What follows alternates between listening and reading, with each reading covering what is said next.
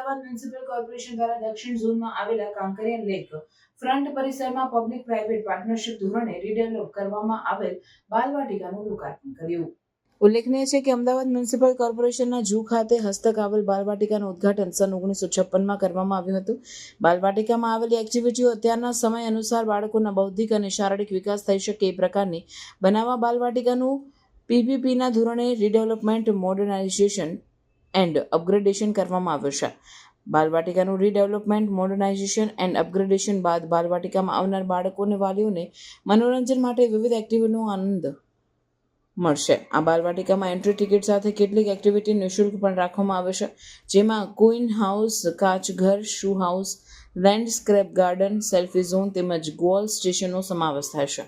આ લોકાર્પણ અવસરે અમદાવાદના મેયર પ્રતિભાબેન જૈન, અમદાવાદ શહેરના સર્વ ધારાસભ્યો, deputy mayor Jatin Patel, Ahmedabad municipal commissioner Banchhanidhi Pani, standing committee chairman Devang Dani તેમજ અમદાવાદ મ્યુનિસિપલ કોર્પોરેશનના અધિકારીઓ, પદાધિકારીઓ ઉપસ્થિત રહ્યા હતા.